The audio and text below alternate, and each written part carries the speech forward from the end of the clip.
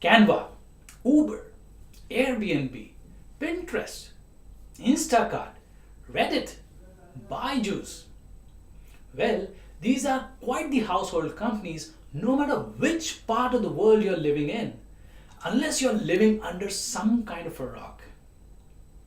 However, have you ever noticed what's common between them? No. So let me tell you. These companies belong to an elite class of startups derived from a mythical character called as the unicorn. So, why is the fuzz about these unicorn startups? And are they such a rare entity till now, even in this ever growing world of startups? Stay with us because we are going to talk about unicorns today, how they're valued, why there's so much hype around unicorns, and much more.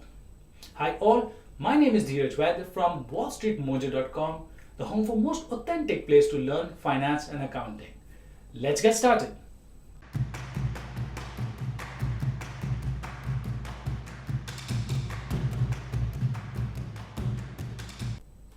Okay guys, let's roll the dice by finding out what is a unicorn. So in the financial world, unicorn is a privately owned startup that is presently valued at over $1 billion. Generally, tech-based startups like the Foodtech, Edtech, blockchain, artificial intelligence are the most common startups that reach this glory of being called as a unicorn. And this term was popularized by this famous venture capitalist Ellen Lee in 2013, basically to describe this rare tech startups or companies that touch this highly coveted $1 billion mark. And as of November 2021, there are around 900 unicorn startups in the world, and some of the popular ones are like the Canva, Airbnb, Pinterest, Byju's, etc. So now speaking of valuations, let's find out how these startups are actually valued so that they can be called as a unicorn. So typically you would think that the valuation of the company would depend on how well it is performing at a financial level, right? However, this is not the case. In fact, many of these highly valued startups hardly generate any profits in the beginning. So on what basis these companies actually valued? So in general, these companies are valued depending on how their investors and VCs feel that how the company will perform in the future. For this, the investors typically use strategies like looking at the company's management, it could be future earning prospects, market size, technological innovation, market value of tangible and intangible assets, and so on. And once the startup fills these requirements, and if the business model picks up, then they can be on their path to become a unicorn. One of the latest entrants, in fact, in the unicorn club is Slice, a credit card company targeting young customers in India. They raised $220 million from Tiger Global at a valuation of $1 billion. However, before valuations, there are certain key points that you as a startup owner can keep in mind when presenting your business model to VCs so that you too can reach that unicorn status. The first one is presenting a simple solution to an existing problem. Like the owners of Canva, right? Who integrated various design forms on a single platform.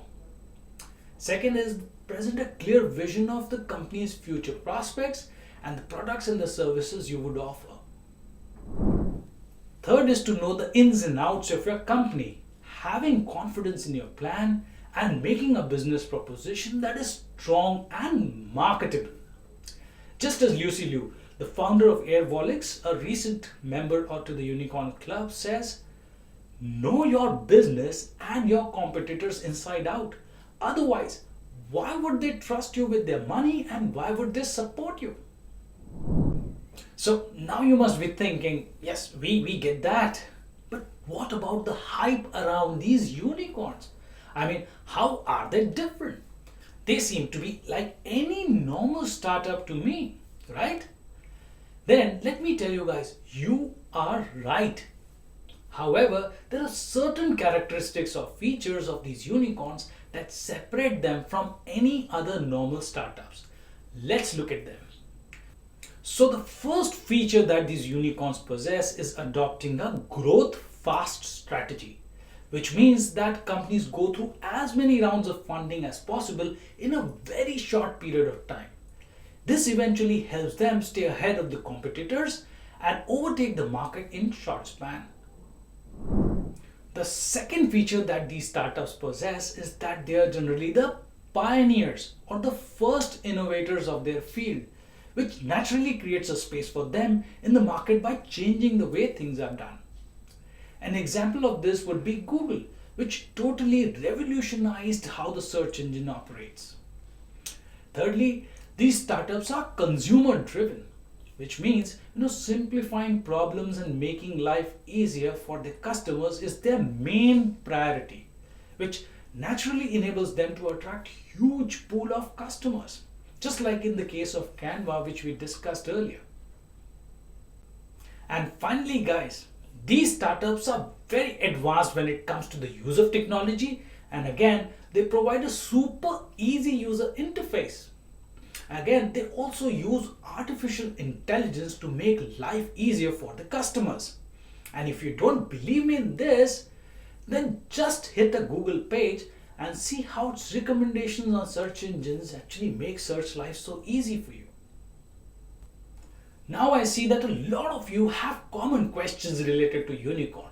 And the first among those is, can only startups become a unicorn? So the answer is yes. This is because it is a term associated only with startups. And that's why only startups can become a unicorn. Now the second most common question is, could you tell me whether I can invest in a unicorn? So my answer to this question is a yes and a no. And I'll tell you why. So, because these unicorns are generally startups and not publicly traded, it's difficult to invest in them. Again, they don't accept low or moderate amount of investments, and only if you're a high net worth individual or let's say some sort of a venture capitalist, then you may get a chance to invest in them. However, the good news is that if these startups do well and go public, that is, let's say if they come up with their IPO, then of course you have every right to invest in those. So keep your hopes high and chin up. I hope you found this video to be useful. Please do like and share. And if you have any feedback or want to suggest a topic for any future videos, then you may do so by writing about it in the comments section. And also, we come up with interesting videos on finance and accounting topics regularly.